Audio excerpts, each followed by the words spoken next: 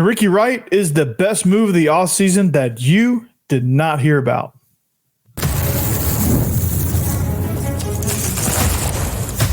You are Locked On Vandy, your daily podcast on the Vanderbilt Commodores, part of the Locked On Podcast Network, your team every day. Welcome into the Locked On Vandy podcast on the Locked On Podcast Network. I'm your host, Corey Burton. Thanks for making Locked On Vandy your first listen every day. We are free and available wherever you get your podcasts and on YouTube as a part of the Locked On Podcast Network, your team every day. Today's episode is brought to you by LinkedIn. These days, every new potential hire can feel like a high-stakes wager for your small business. That's why LinkedIn Jobs helps you find the right people for your team faster and for free.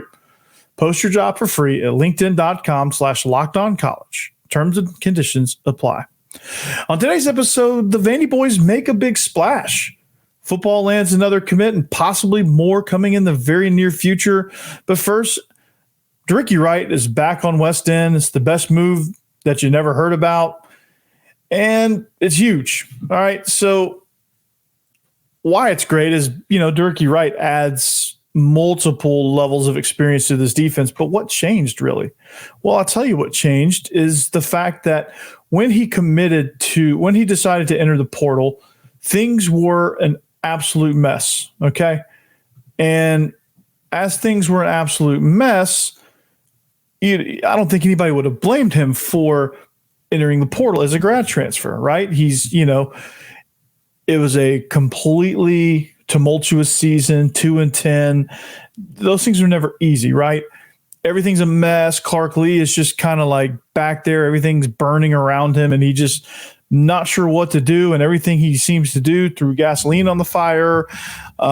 Just things weren't great. But fast forward a little bit, he commits to Texas A&M. Clark Lee does not burn that bridge. He stays with them. He stays in contact with them. He's rooting for them, all that good stuff. And, the overhaul starts. And Clark Lee decides to take over the defense. Well, something triggered in Ricky Wright's mind, and he was very intrigued by that. And this is all based on a report by Robbie Weinstein of Vandy 247. But, he decided that there was a lot of factors involved that made him decide he wanted to come back. So he came on back, right? I think the allure of playing in Clark Lee's defense, I think he kind of understood, whereas it had always been Clark Lee's defense, or like the structure of it, but the way it was called, the way it was organized, the way it was installed may have been a bit of a mess under the previous defensive coordinator. But I think Clark Lee was able to, when he finally was able to talk to Ricky Wright about this, when Ricky Wright decided, I guess, he was coming back, or, decided what he was going to do. And so he came on back. And I think the allure of it, honestly, was, and this was a very well-written article by Robbie Weinstein. You should go read it. But I think the allure of it really is the versatility that he probably has within Clark Lee's defense. I think with Clark Lee having so many different players to work with, especially at that safety kind of, you call it outside linebacker, but it's not really an outside linebacker, kind of like a rover, a dog, or just that guy to play down low towards the box on the edge, that position. He has so many guys that can kind of move around that I really think that, you can find a really good home for Ricky Wright. You can find, he's not just nailed into, okay, well, if he can't play in a too high safety defense, he's not going to fit in. I think that's the exact opposite. I think that this defense allows for you to have some versatility, especially with those spots and being able to put those guys in places to allow them to make plays. And Ricky Wright probably saw that writing on the wall and said, hey, this is going to showcase my talents. I want to finish what I started. I actually like the people here. I actually like my teammates. Maybe he went to A&M and decided it was just weird. I'm not real sure in that regard. I wouldn't blame him if he found out that was that regard. But just the allure of what he's able to do in that scheme had to have just said, hey, this is very appealing to me. And it's going to be great because, he's, between him, CJ Taylor, Brandon Fontenette, Dante Carter, and you have a whole host of defenders back there. You're going to be in really, really good shape, and you're going to be in, you're going to be good. You're going to be able to do a lot of different things. You're going to be versatile. You're going to be able to blitz guys off the edge. You're going to be able to roll coverages. You're going to be able to play 2 high, 1 high, maybe even 1-on-1. You have all kind of possibilities that are available to you. And this is going to be good. And this is going to be something that is going to be a absolute game changer for this defense, right? And it's going to be something that allows the front guys to kind of play loose, to kind of be, be protected on the edge.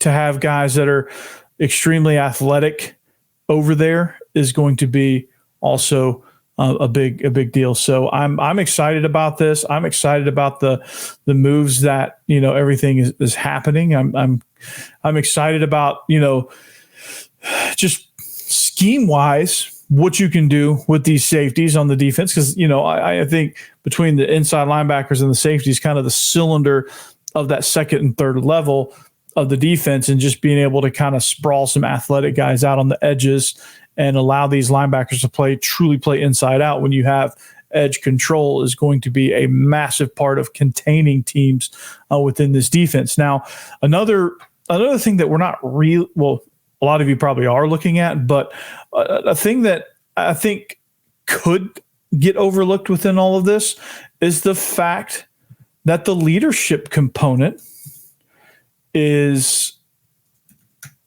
there. I mean, DeRicky Wright was a guy that was making all of these plays. He was making all these plays. He was just kind of everywhere. He was one of those guys that were just absolutely making plays here, there, and everywhere. And so when you saw what he was able to do, guys kind of follow that, right? And guys are, they really, really can, I guess, I don't really know how to put that, but they just kind of follow that lead, right? And with him and CJ Taylor and now Langston Patterson leading your defense, I think all of these new pieces, all of these transfer pieces, all of these, just kind of reinvented, rebuilt defense is going to be really good. It's going to be really solid because you have guys in there that are going to kind of direct people around. They're going to get guys, it's just kind of like what the offense has done, bringing in all those New Mexico State pieces, right? Those guys are there to not only be experts of the system and perform, but they're also there to get the rest of the guys to buy into what Tim Beck and Jerry Kill are doing on that side of the ball. Now, on the defensive side of the ball, it's the same concept. You have CJ Taylor, Langston Patterson, and DeRicky Wright. Those three guys are bought in heavily to what Clark Lea is doing, and that's evident because DeRicky Wright went to a playoff contender in Texas A&M, decided it wasn't right for him, returned back to West End because of his relationship with Clark Lea and the fact that he has some, he wants to finish what he started. And this scheme, I think, is going to feature his talents the best. And so what you're able to do now is get other guys to buy into that. You leave a program like Texas A&M to come back after not really even being there very long. It just shows the other guys that, hey, there's something to this. Like, this move is legit, right? And all that stuff that we talked throughout the offseason of, hey, buy in. This is going to be good. This is going to be the best move. This is going to be great. This is going to be awesome. All of that, this brings an extra layer of credibility to those statements that Clark Lea is, in fact, going to turn this defense around. And so that component right there is massive, right? never mind the scheme fit, never mind the versatility, never mind the relationship, never mind the leadership component. The leadership component is good, but never mind all that. That part of it, the getting guys to buy in, the leadership component of what he already brought to the table last year in what was a disaster season. Certainly no individual player's fault, but just kind of a collective team effort led by Clark Lee, and he is responsible for that disaster. But it is very evident now that he has since realized what he has done, and now he is taking steps to fix what he has done in that unmitigated disaster they called the 2023 season. So this gives you a ton of credibility now. This gives Clark Lee the ability to do a lot of great things, scheme-wise, coverage-wise, blitz-wise, that your defense just got a lot better, and you really only added one piece, or re-added one piece after he jumped out of the boat, decided he couldn't swim all the way to the shore, and decided to come back, jump in the boat. I think he's going to be better for it. I think this team is going to be better for it. And everybody benefits in this scenario. So DeRicky Wright, and you never heard about it, right? And I don't know what the issues were at Texas A&M. I don't know exactly what was going through his mind. I don't know if it was all football related. I don't know. That stuff wasn't talked about. But there was a reason why it was not publicized that he came back until now. They were going to find out eventually because he's on the roster, but they didn't make a big deal about it. He kind of just quietly scrubbed his Instagram account, which during transfer portal season, when that stuff happens, it kind of happens so frequently across the country that you're really just kind of like, well, is he just mad at somebody, or is he really looking to leave? He scrubbed his social media accounts of all the Texas A&M stuff. Re-put some of his Vandy stuff, and you're starting to think, okay, is he just doing that because he's friends with some of these guys and he's just doing that for them? Is he really coming back? Guys are chatting in his comments on his photos, and lo and behold, put the pieces together. We all kind of figured he was coming back, but no one was really sure, and no one had really confirmed it until now.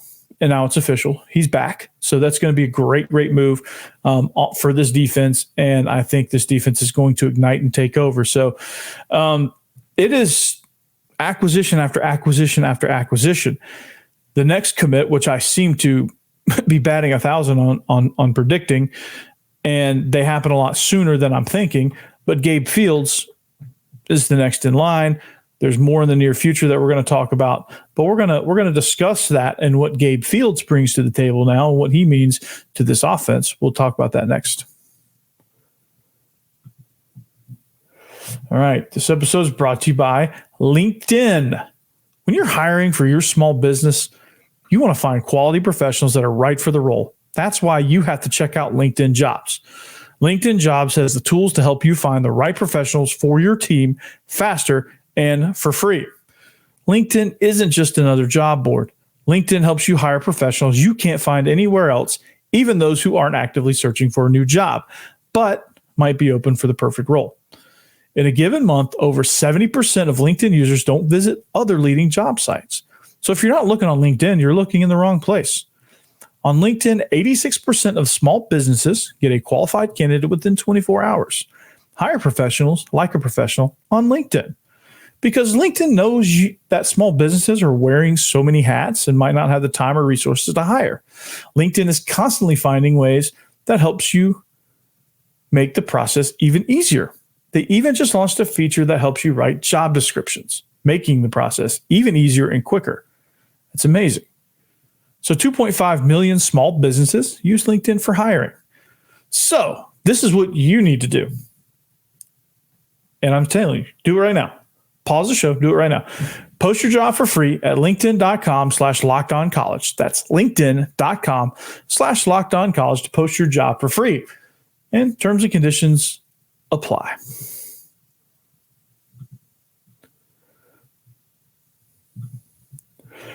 All right. Are you watching ESPN and Fox Sports?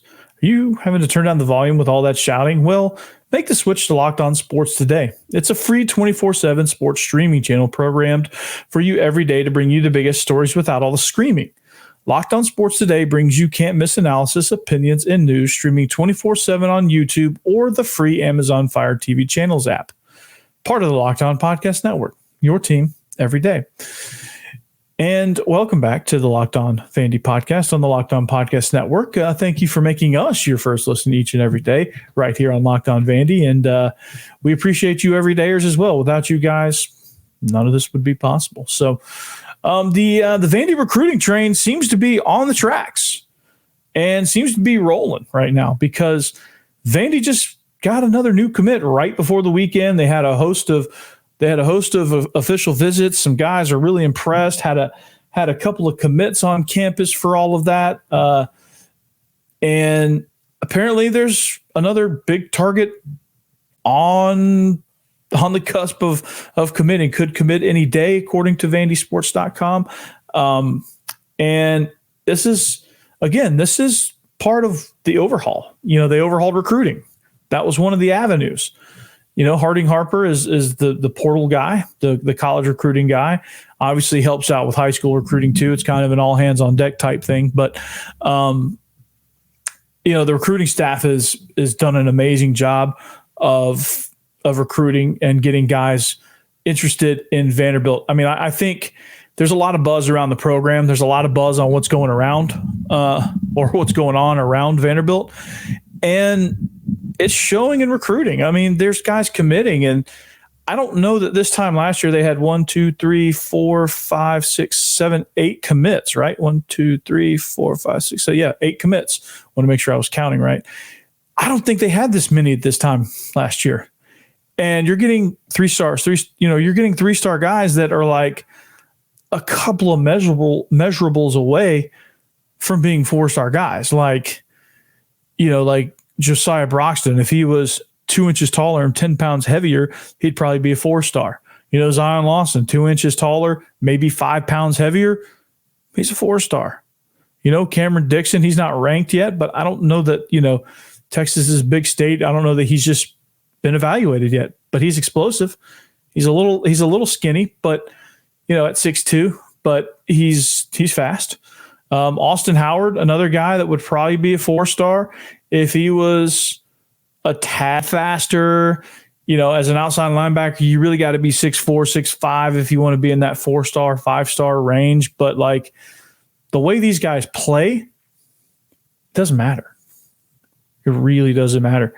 I mean, like the guy's fast, the guy's explosive, the guy's strong. Him and Zion Lawson are kind of like very, very similar as far as how they play. You're going to have a couple of guys that are just absolute beasts with what they do.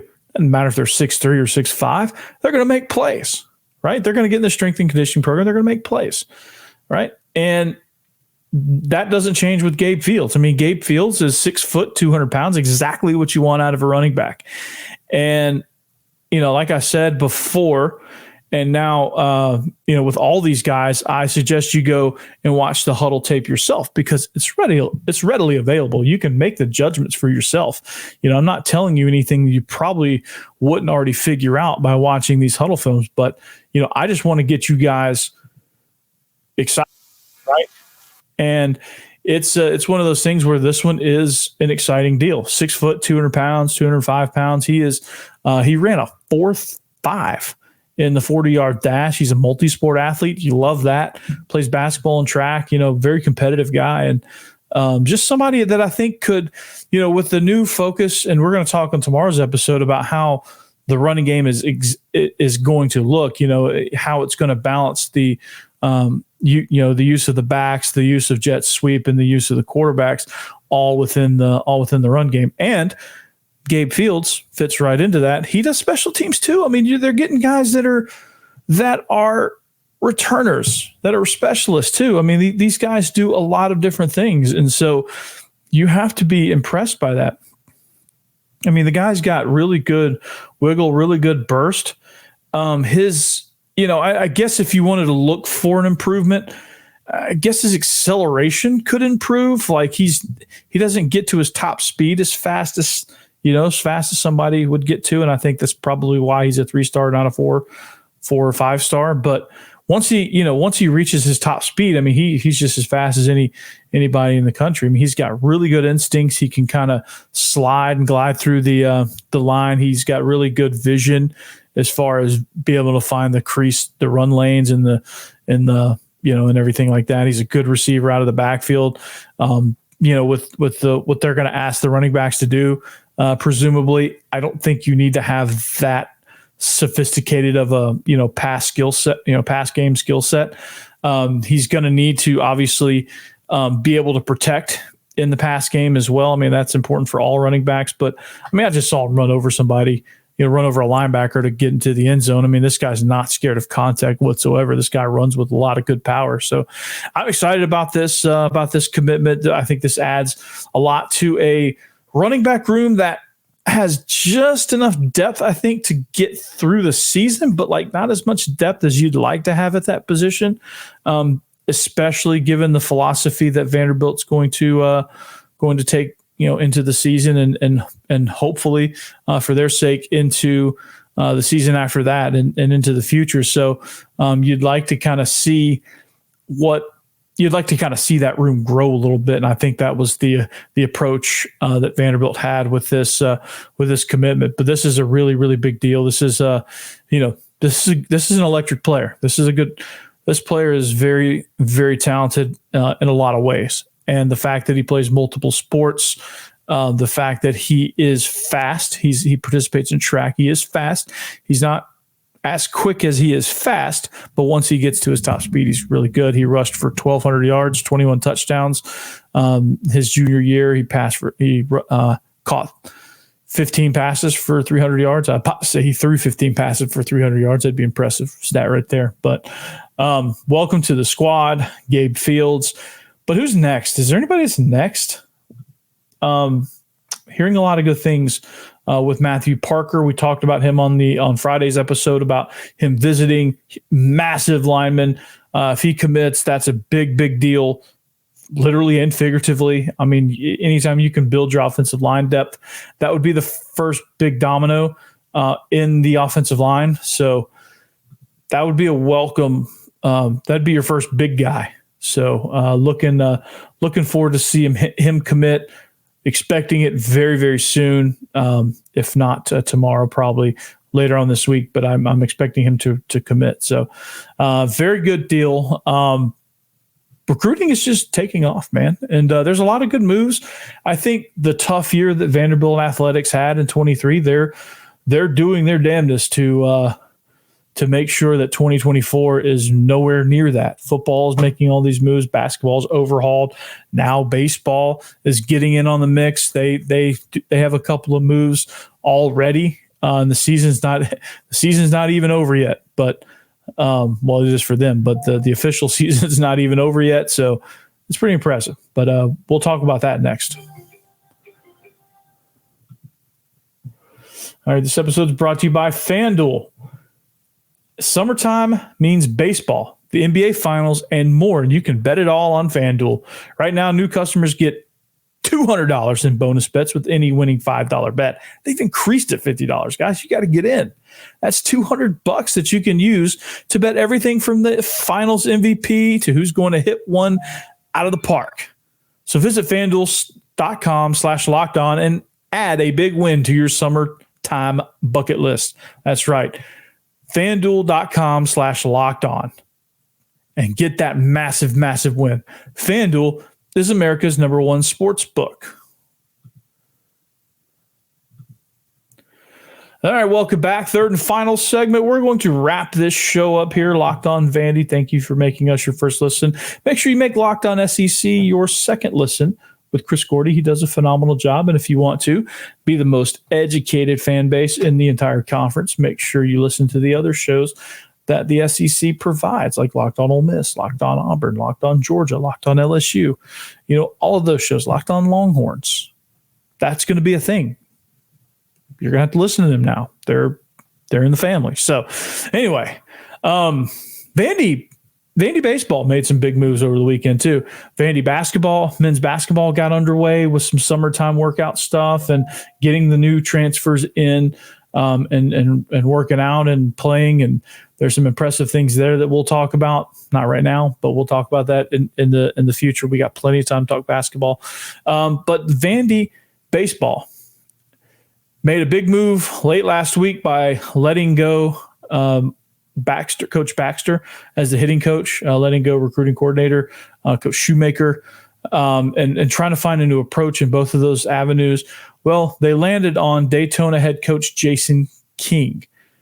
And this move comes, actually, it's a very, very positive move, right?